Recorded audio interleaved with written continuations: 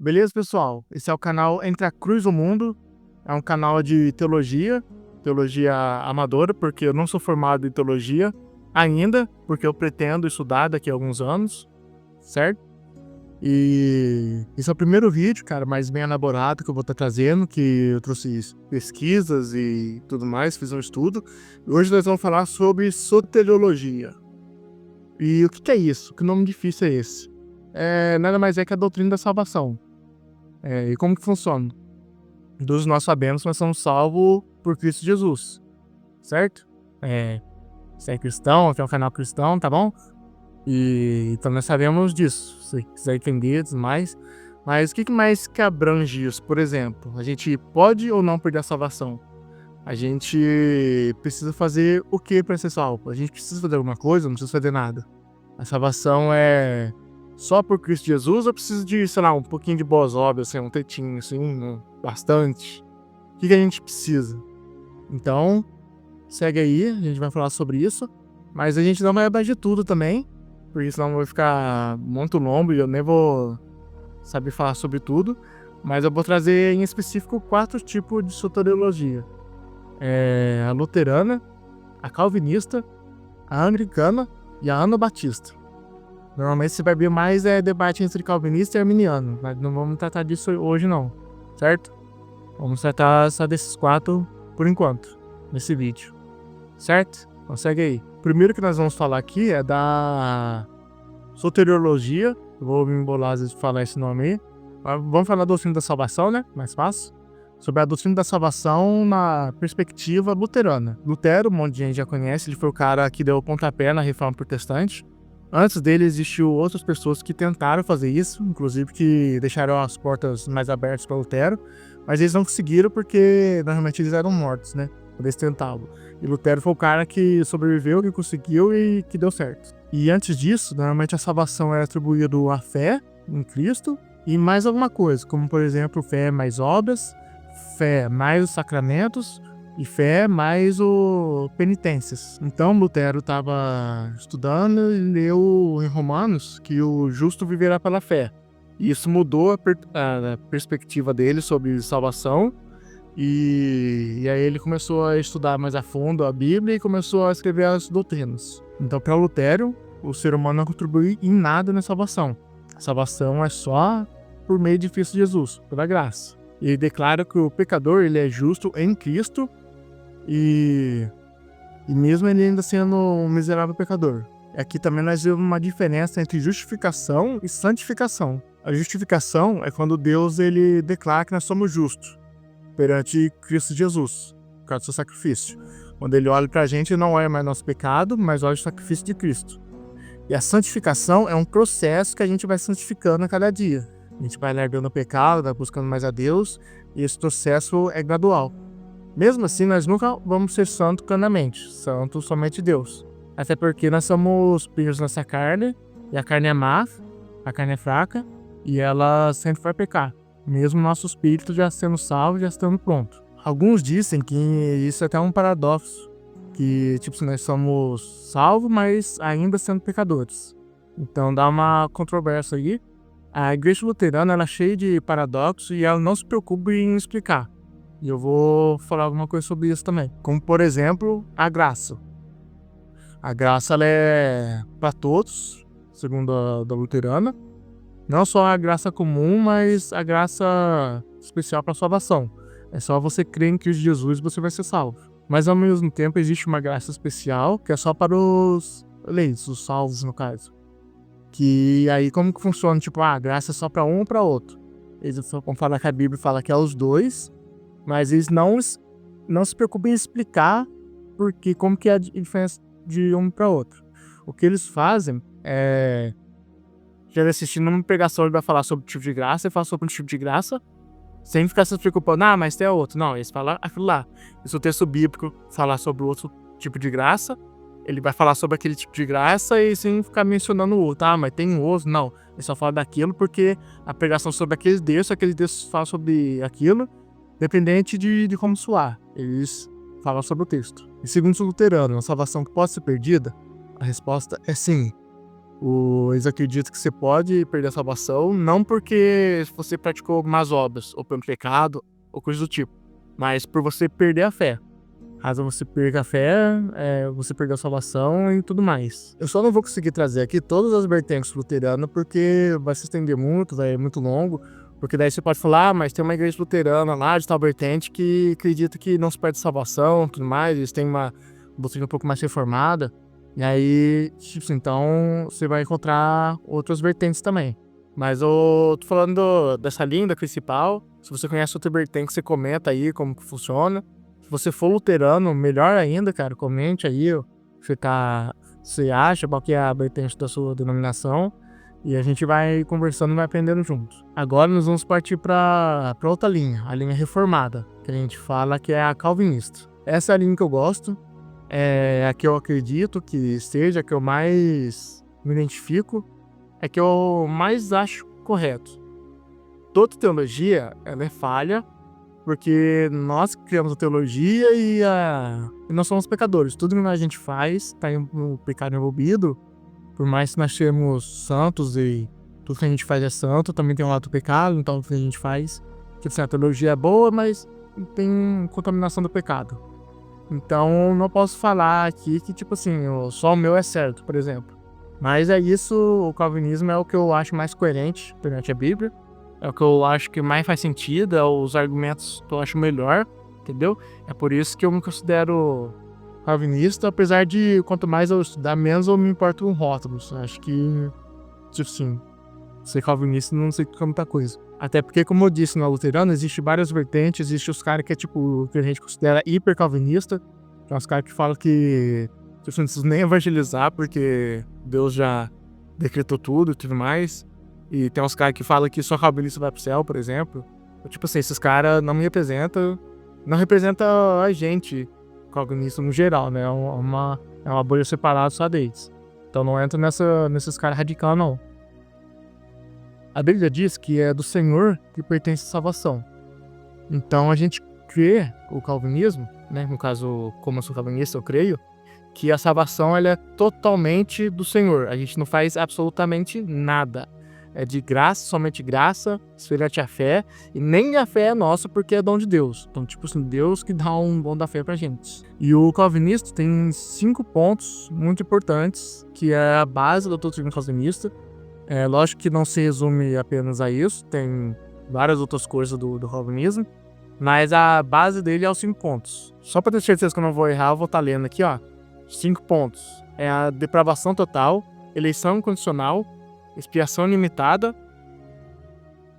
graça irresistível e perseverança dos santos. Então, no calvinismo, tem a depravação total, e ela diz que o homem é totalmente depravado e morto espiritualmente.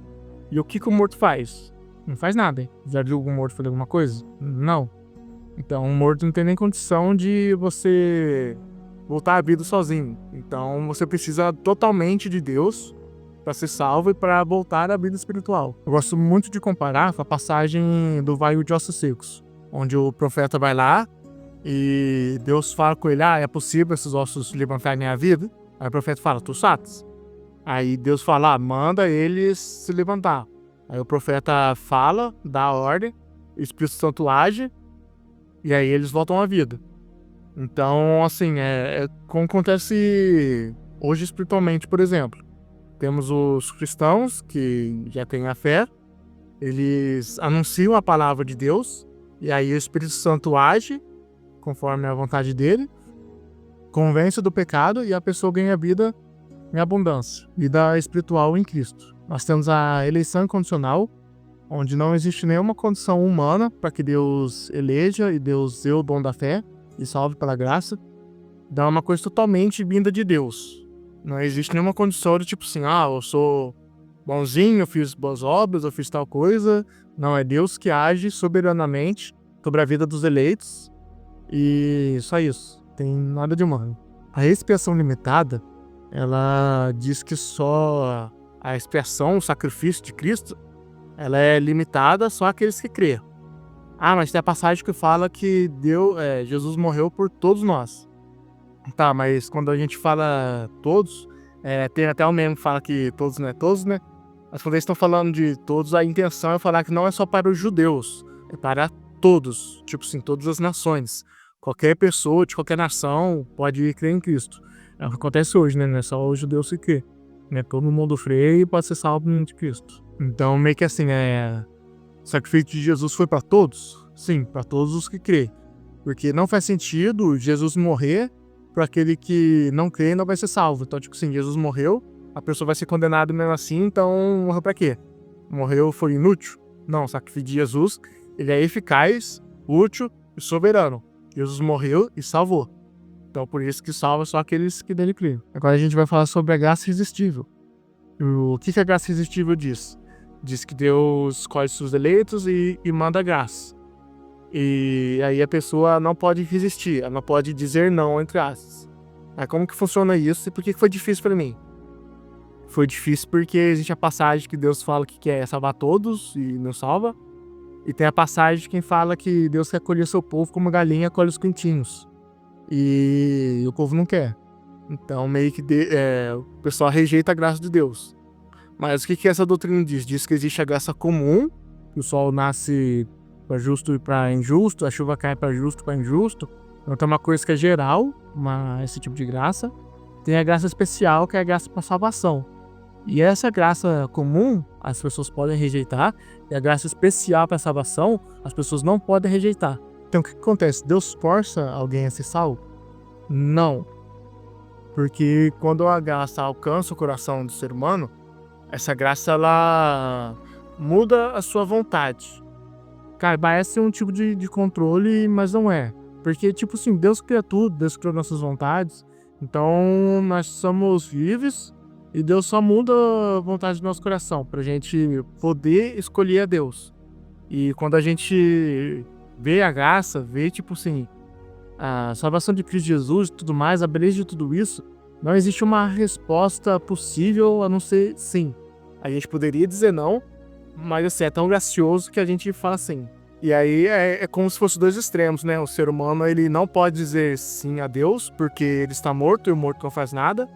E do outro lado tem, tipo assim, Deus te alcançou pela graça, você entendeu, você creu e não tem outra opção. Como você está vivo, não tem como você dizer não, digamos assim. Então assim, de um lado você não pode dizer sim, de outro lado você não pode dizer não. E só pra tentar explicar, tipo, quando eu falo não pode, não é que, tipo assim, não pode, é que a sua natureza muda. Sua natureza pecaminosa tende ao pecado, você vai pecar. Quando você é alcançado pela graça, sua natureza muda para você poder agradar a Deus e fazer tudo mais, da salvação. É por isso que eu acho muito complicado. Eu acho complicado até de tentar explicar isso. Mas é mais ou menos isso, ó, o estado de onde você está morto, o que você passa é estar vivo. E o último ponto é a perseverança dos santos, que é praticamente aquela questão de uma vez salvo, sempre salvo. Por quê? Porque uma vez que Deus te salva e te resgata, não há nada que você possa fazer para perder isso. Porque se você alcançou a salvação não for pelas obras, foi sim pela graça, como você vai perder a salvação pelas obras? Ah, mas tem a questão do luterano que você pode perder, tipo assim, deixando de ter fé, perdendo a fé. Mas mesmo assim, como a gente viu antes, nem a fé é nossa, a fé foi dom de Deus. Deus nos elegeu. Então não tem como você perder algo que não é de você, cara. A salvação não vem de você, como que você vai perder algo que não vem de você? Deu pra entender? Em Hebreus 6 tem uma passagem que eu gosto muito, cara, que é toda uma coisa do judaísmo na igreja e tudo mais. E uma das questões é a perca da salvação. Aí meio que fala que, tipo assim, se você perder essa salvação, seria necessário cumprir todos os ritos do Antigo Testamento de novo, Jesus morrer de novo pra você ser salvo, e aí sim você conseguir ser salvo de novo. Então, tipo assim, não vai acontecer isso. Então, ou você seria mais, tipo, racional dizer que se perder a salvação, perdeu de uma vez, eu posso ser salvo de novo. E tem outra questão também, se a salvação depender de mim, cara, eu tô lascado. Aí você pode dizer, a salvação não depende de você, depende de Cristo, mas a permanência pertence de você. Cara, tô lascado de qualquer jeito. Porque eu peco dia após dia, só Deus sabe as lutas que tem no meu interior. E, tipo assim, várias vezes eu cedo, involuntariamente ou voluntariamente, muitas vezes o desejo do pecado vem no nosso coração e a gente quer pecar, e a gente vai lá e peca, e aí a gente vai perder a salvação? Não, porque Jesus morreu por todos os nossos pecados.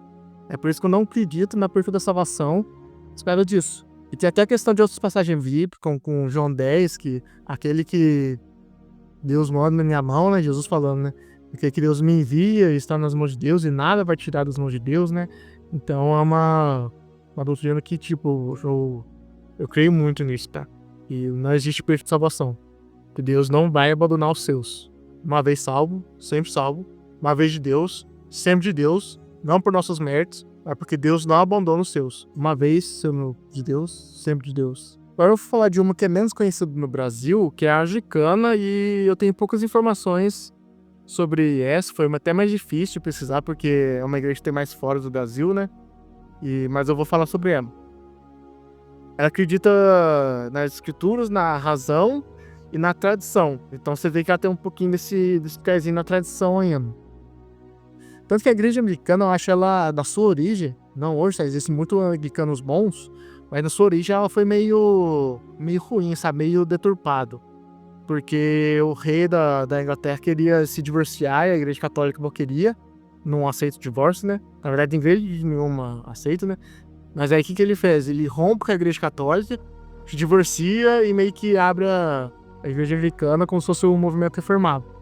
Então, tipo, você foi uma bagunça isso aí, cara. É lógico que sua origem meio deturpada não significa que hoje ela possa ser uma igreja boa, tá?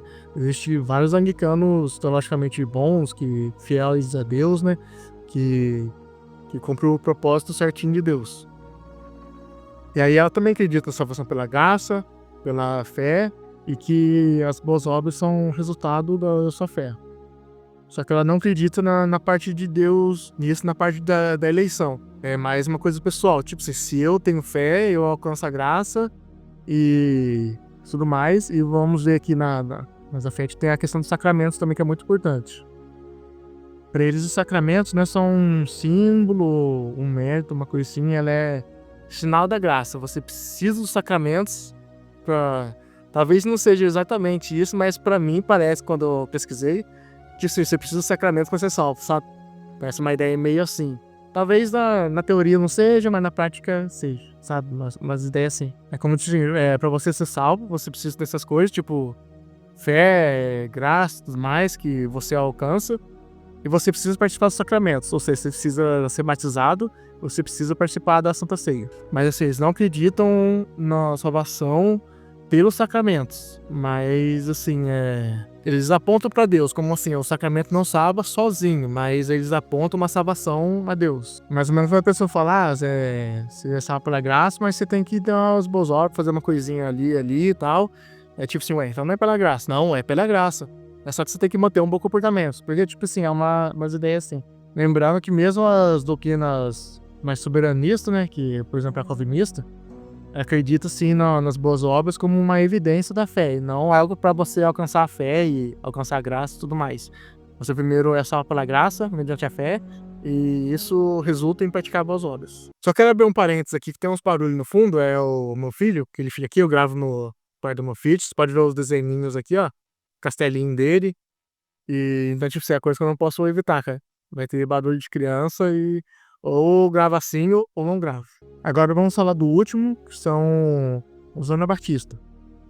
E alguns, cara, eu pesquisei e tem duas vertentes, sim, que um fala que os anabatistas são, hoje em dia seria mais os batistas, sabe? É lógico que tem diferença, né, que foi passando o tempo, foi mudando umas coisas. E outro diz que não, que anabatista não tem nada a ver, que o movimento batista não tem nada a ver com o anabatista, mas eu acho muito parecido, acho muito igual. E tem muitos batistas que são reformados. Então, tipo assim, eu acho que na minha leitura, parece que os batistas vêm dos anabatistas, saca? Eles acreditam na salvação pela fé. Eles têm uma forte ênfase na profissão de fé. E eles surgiram meio que contra o Estado, o catolicismo mais estatal, mais governamental. Lembrando que na época o governo e a Igreja Católica era meio que um só. Então ele surgiu como um movimento anti-Igreja Católica governamental, entendeu? É uma coisa assim. Tanto que muitos não, batistas não gostam de se ligar com os anabatistas por causa disso. Eles têm uma questão anti-governo e umas questão mais. É complicado. Não queria falar de política no meu canal, porque é um assunto muito delicado, mas os anabatistas eram meio ligados ao pessoal de esquerda, digamos assim. Uma esquerda na época, né? Não tem nada a ver com hoje em dia, mas enfim. E eles são bem ligados à questão do discipulado, questão de salvação pela fé, pela graça e tudo mais. Tanto que hoje existe várias batistas reformadas, né? A Igreja Batista, no seu princípio, ele era bem reformado. Hoje em dia existe batistas pentecostais e tudo mais, né? Mas, pela tradição, normalmente as batistas são reformadas. Mas enquanto os reformados criam a aliança como uma só, que foi progredindo até chegar ao que é hoje, né? Com o Novo Testamento, ou uma nova aliança, eles acreditam que a nova aliança, ela anula a antiga. Tipo assim, teve progressão também, mas tipo assim, acabou no Antigo Testamento e no Novo Testamento começa de novo, uma nova aliança, tipo assim, esquece tudo e começou uma nova aliança em Cristo. E o que isso muda? Isso muda principalmente na questão do batismo. Como os reformados acreditam que a aliança foi progredindo até chegar no absoluto do Novo Testamento, a gente substitui algumas questões, por exemplo, a Páscoa pela Santa Ceia e a circuncisão pelo batismo. Por isso que as igrejas reformadas normalmente acreditam no batismo infantil. Já os anabatistas, que também são... Eu vou ligar aqui com os batistas, sabe? Ele crê nessa separação entre a antiga aliança e a nova aliança. Eles não batizam crianças. Eles batizam só pessoas com idade suficiente para ter consciência que sou preda. E aí, quando chega nessa fase, que daí eu não sei que idade pode ser, que assim, que idade que a criança começa a ser consciente? Com 12, com 10, com 18? Então, acho que vai depender da igreja e o que ela decide. Mas a questão é que só crentes que podem ter consciência da sua fé, podem professar fé e podem batizar. E aqui eu achei um paradoxo também, que eles acreditam que a salvação depende da perseverança da fé. Então dá a entender que essa fé pode ser rompida no meio do caminho e aí perde a salvação. Mas eles acreditam também que Deus guarda os seus e que não tem essa distância de salvação, de perda de salvação. Então eu acho que existe aos luteranos, existe um paradoxo não explicado. Essa salvação depende da perseverança da sua fé, ao mesmo tempo que Deus te guarda para você perseverar a fé. Então, se parece igual a perseverança dos santos, mas existe diferenças mínimas ali de doutrina, de interpretação do texto, de ideias. Então agora, resumindo, todas elas meio que acreditam na salvação pela fé, por Cristo Jesus, pela graça, mas deu para entender que existem minúcias, que existem diferenças pequenas e tudo mais, mesmo elas sendo da mesma linha reformada. Então, tipo assim, é interessante, cara, ver que ideias podem ter a mesma base, mas ter suas diferenças mínimas. Lembrando também que todos elas são vertentes cristãs, são irmãos em Cristo, sabe? Nós não temos rixa com ninguém. Diferença de ideias não é, tipo, inimizade. A gente nos considera irmãos, nós somos irmãos em Cristo. E todos nós temos uma base que é a salvação de Cristo Jesus, que é o principal. É isso que nos torna irmãos em Cristo. Se um crê de um jeito, crê de outro, e tem as diferenças das minúcias, nas outras coisas doutrinárias, a base sendo Cristo, cara, tá tudo certo, cara. A gente não tem discussão, não tem inimizade. E se nós somos irmãos, cara, nós não podemos ser inimigos. Então nós podemos discutir, sim, essas coisas, sim, mas com amizade, com alegria, com respeito, sabe? A opinião diferente. Às vezes só ler linha de raciocínio, você lê e você interpretou dessa forma, você segue. E quando seu irmão decidiu ler e interpretou de outra forma, mais, não sei como o cérebro já não funciona. Então, para nós cristãos, nós não devemos levar essa teologia como verdade absoluta. Nós devemos crer em Cristo como verdade absoluta. Se a pessoa crê em Cristo, o resto das doutrinas, não ferindo a base de Cristo, né? Você pode acreditar como você quiser, tendo base bíblica e tudo mais. Talvez é um assunto polêmico, mas eu pretendo fazer um vídeo sobre seitas. Não sobre as seitas em específico, mas sobre as características de seita.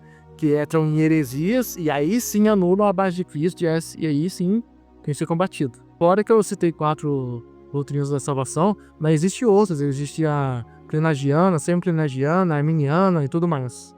Se você quiser que eu fale sobre essas também, comente aí, dá um like, se inscreve no canal. Isso tudo demonstra que o pessoal tá gostando e que quer mais. Então, se vocês querem mais, eu vou estar trazendo mais. E lembrando sempre que minha estrutura, por enquanto, é essa, no quarto do meu filho, e você vai escutar barulho de criança, não tem o que fazer. Enquanto tô nessa aqui, vai ser assim. Espero que vocês tenham gostado do mesmo jeito. Curte, se inscreve no canal, comente. É isso aí. O vídeo foi meio longo, espero que vocês tenham gostado. Espero que vocês gostem desse formato de vídeo. E comente aí o que vocês estão achando, o que eu posso melhorar para estar trazendo para vocês. Enquanto o canal é pequeno, né, as coisas são assim mesmo. A gente vai evoluindo aos poucos e conforme for crescendo o canal, eu vou me aperfeiçoando e tá trazendo conteúdo com mais qualidade para vocês. Muito obrigado por estar aqui, até a próxima.